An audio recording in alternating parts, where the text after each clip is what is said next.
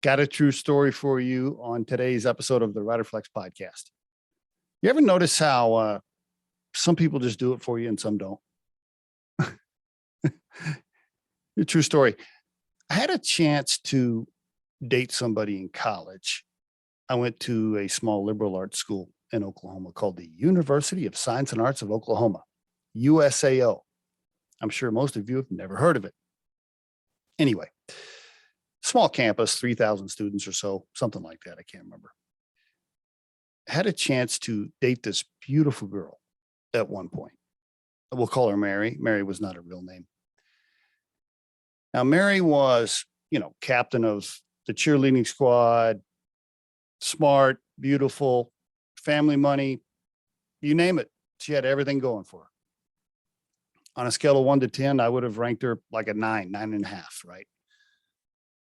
Why the hell she was going to go out with me, I'll never know. Because I wasn't a 9, I don't think. I know I wasn't. But anyway, I had a chance to go out with her one night, and I was telling all my buddies that day, I was like, man, I'm going out with Mary tonight. And they're like, what? How'd you get that? Anyway, so I went over and I met her in her college dorm room before we were going to go do whatever. I can't remember where we were going, but I do vividly remember going into her dorm room. It was just me and her there. And sitting on the bed, talking, flirting, all that. She reached over to kiss me. And we kissed. And it was almost like, I don't know, like I ran into a wall or something. I felt nothing. I remember thinking, okay, well, that was weird. Usually I get excited or something, I felt nothing. There was no juice there, no vibes, no energy, whatever you want to call it, right? There was nothing. It just wasn't there. I tried to kind of force it to be there. I don't know. I think we kissed a couple more times or whatever, kind of tried to make out or whatever, but it just didn't work. In fact, we could have probably fooled around more, if you know what I mean, if I wanted to, but I didn't want to. I had no attraction for her. Like I thought I was going to. It just was not there.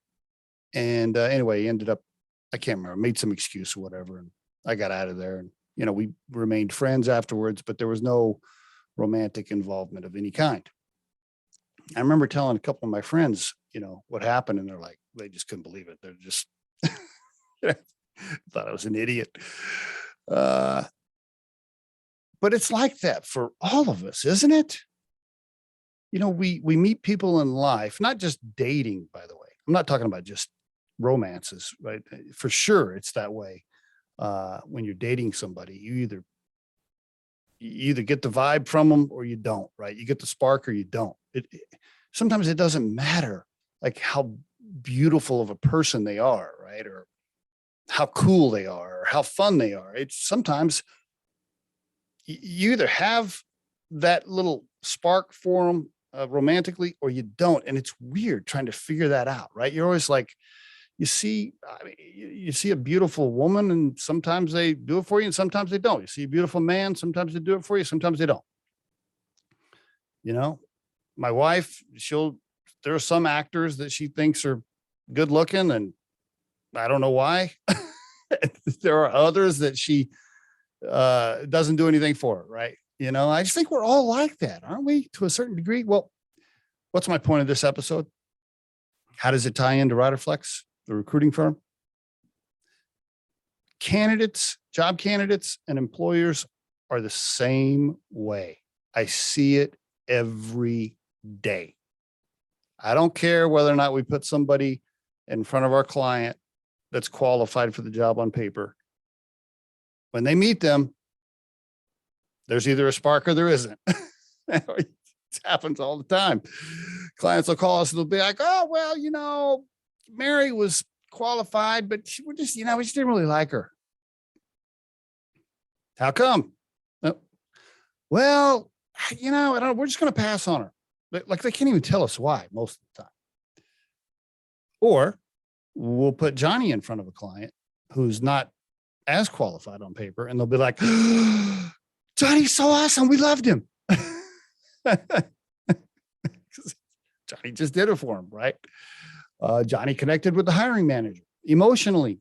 There was a connection. It just happens that way all the time because it's a human game. We're not robots. I know some of the software out there, some of the hiring software would like to make us all think that it's just a tech play. And if keywords match, then you should hire somebody. But it's just, as long as human beings are working with human beings, it's a human game, and emotions and all these things are going to be tied into it. What's my point of this whole rant? What am I trying to say here? Here's what I'm saying. If you are hiring somebody at an executive level, I'm talking to clients and companies here.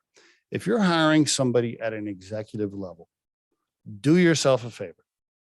Okay. After the initial interviews, after you've dissected their resume and all of this stuff and their educational credentials, take them out to dinner, take them to happy hour, take them to 2 dinners, spend half a day with them in the office, hang around them for a little bit, be with them, beside them, in person, in the same room, in the same car. Be around the person and see whether or not you think there's a good match, whether or not there's a good chemistry between the two of you or between them and what the company culture is. It matters, especially at the executive level. Okay. I know there are people listening to this episode and they're going to be like, oh, none of that matters and only credentials and skill set should matter. That's bullshit. Okay. Humans work with humans. If you hire the person with the biggest credentials, okay, but you don't get along or there's no chemistry, you just don't like each other, it's not going to work. I don't care how smart they are. I don't care how experienced they are. I don't care if they're a Stanford graduate and they got the highest IQ in the entire planet. Okay. If there's no chemistry between you two and you don't like each other and you're the CEO and you're hiring a COO, it's not going to work. Period. Same with co-founders. So at the executive level, things like that, hang around them, be around them, break bread with them, go to dinner with them. And yes, go to happy hour with them. I'm a huge believer in that. And I've done episodes on that topic before. I don't care if you don't drink regularly, take them out, have a couple of glasses of wine. You'll be amazed what happens when you put a couple of glasses of wine in a candidate. All kinds of things come out. So be around them and be next to them and see whether or not they're doing it for you. Just like I started out this episode. And there is your Riderflex episode of the day.